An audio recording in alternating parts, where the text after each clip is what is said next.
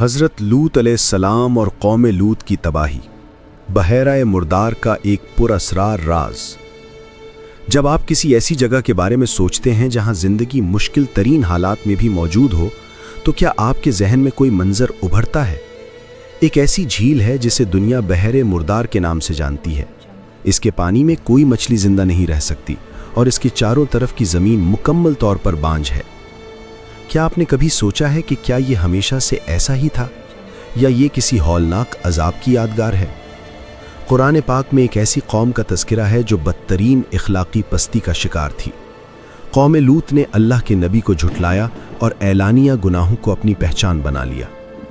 پھر ایک رات آسمانوں سے ایک ایسا عذاب نازل ہوا جس نے نہ صرف پوری بستی کو نیست و نابود کر دیا بلکہ اسے زمین سے اٹھا کر الٹ بھی دیا، اور اس واقعے میں ایک عورت کی نافرمانی نے اسے ہمیشہ کے لیے ہلاک کر دیا۔ یہ حضرت لوط علیہ السلام اور قوم لوط کی سچی کہانی ہے۔ اسلامی تاریخ میں کچھ لمحات ایسے ہیں جو محض قصے نہیں ہیں بلکہ انسانیت کے لیے ہمیشہ کی یاد دہانی ہے۔ حضرت لوط علیہ السلام ان برگزیدہ پیغمبروں میں سے تھے جنہیں اللہ نے ایک ایسی قوم کی طرف بھیجا جو اخلاقی زوال کا شکار تھی۔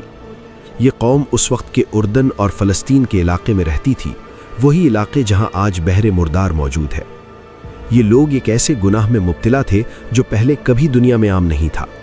قرآن اس بات کو واضح طور پر بیان کرتا ہے کہ انہوں نے ایسی بے حیائی کا ارتکاب کیا جو ان سے پہلے کسی نے نہیں کی۔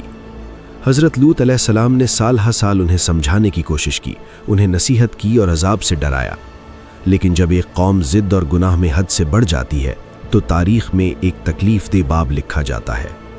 وہ پرسکون بستیاں سرسبز وادیوں میں آباد تھیں، پانی کے چشمے تھے اور زمین زرخیز تھی، لیکن اس تمام خوبصورتی کے پیچھے ایک تاریکی چھپی ہوئی تھی۔ وہ مسافروں کو لوٹتے، راستوں میں فساد پھیلاتے اور ان کا سب سے بڑا گناہ تھا مردوں کے ساتھ جنسی تعلق قائم کرنا، اور وہ یہ اعمال نہ صرف کرتے تھے بلکہ ان پر فخر بھی کرتے تھے۔ جب حضرت لوط علیہ السلام نے انہیں نصیحت کی تو فرمایا، کیا تم ایسی بے حیائی کرتے ہو جو تم سے پہلے کسی نے نہیں کی؟ تم عورتوں کو چھوڑ کر مردوں کے پیچھے پڑتے ہو۔ لیکن قوم نے ان کی بات سننے کے بجائے مذاق اڑایا اور کہا، لوط اور اس کے پیروکاروں کو شہر سے نکال دو، یہ لوگ تو بڑے پاکیزہ بنتے ہیں۔ اسی لمحے ایک قوم نے خود ہدایت کا دروازہ بند کر دیا۔ حضرت لوط علیہ السلام مسلسل اپنی قوم کو خبردار کرتے رہے۔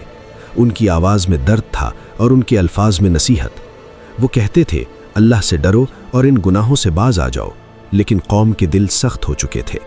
وہ نہ صرف گناہ کرتے تھے بلکہ شہر میں آنے والے نئے مسافروں کو بھی ستاتے تھے، یہاں تک کہ اگر کوئی اجنبی شہر میں داخل ہوتا تو وہ بھی اسے اپنی بدکاری کا نشانہ بناتے تھے۔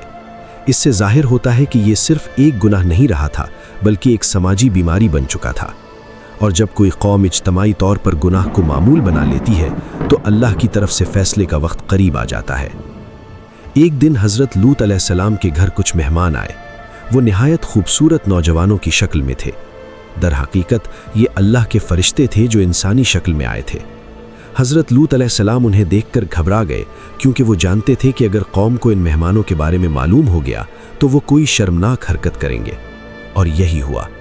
جلد ہی شہر میں خبر پھیل گئی کہ لوط کے گھر میں خوبصورت مہمان آئے ہیں۔ لوگ گروہوں کی شکل میں ان کے گھر کے باہر جمع ہو گئے۔ وہ دروازہ پیٹنے لگے۔ حضرت لوط علیہ السلام نے انہیں سمجھایا اور کہا، یہ میرے مہمان ہیں، مجھے رسوا نہ کرو، لیکن قوم میں کوئی شرم باقی نہ تھی۔ اسی لمحے فرشتوں نے اپنی اصلیت ظاہر کی اور کہا، اے لوط، ہم خدا کے بھیجے ہوئے فرشتے ہیں، یہ لوگ تم تک نہیں پہنچ سکتے۔ یہ وہ لمحہ تھا جب عذاب کا فیصلہ سنا دیا گیا تھا۔ فرشتوں نے حضرت لوط علیہ السلام کو حکم دیا، رات کے آخری حصے میں اپنے اہل و عیال کو لے کر یہاں سے نکل جاؤ، لیکن ایک اہم ہدایت بھی دی گئی کہ تم میں سے کوئی بھی پیچھے مڑ کر نہ دیکھے۔ حالانکہ فرشتوں نے یہ بھی کہا، سوائے تمہاری بیوی کے، وہ پیچھے رہ جائے گی۔ حضرت لوط علیہ السلام کی بیوی نے دل سے ایمان نہیں لایا تھا، اس کی ہمدردی اپنی قوم کے ساتھ تھی۔ چنانچہ رات کی تاریکی میں حضرت لوط علیہ السلام اور ان کے پیروکار شہر چھوڑ کر چلے گئے۔ آسمان پر خاموشی تھی اور زمین کسی خوفناک لمحے کا انتظار کر رہی تھی۔ رات کے آخری لمحات میں آسمان پر ایک زوردار آواز گونجی، زمین لرزنے لگی۔ اللہ کے فرشتوں نے سب سے پہلے پوری بستی کو زمین سے اٹھایا، پھر اسے زمین پر الٹ پھینکا۔ قرآن میں ہے کہ ہم نے ان کی بستیوں کو الٹ دیا اور ان پر پتھروں کی بارش کی۔ आसमान से पकी हुई मिट्टी के पत्थर बरसने लगे जो हर मुजरिम के नाम के साथ निशान जद थे। कुछ ही देर में एक पूरी तहजीब दफन हो गई। वो सरसब्ज ज़मीन हमेशा के लिए तबाह हो गई।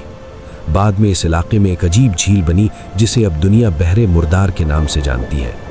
कहते हैं कि इसके पानी में नमक की मिक़दार इतनी ज़्यादा है कि वहाँ कोई जानदार जिंदा नहीं रह सकता। आज भी ये ज़मीन इस अज़ाब की खामोश गवाह है। हज़रत लूत अलैहिस्सलाम की बीवी के साथ क्या हुआ? अज़ाब को देखने के लिए जब वो पीछे मुड़ी तो वो भी इसी अज़ाब का निशाना बन गई।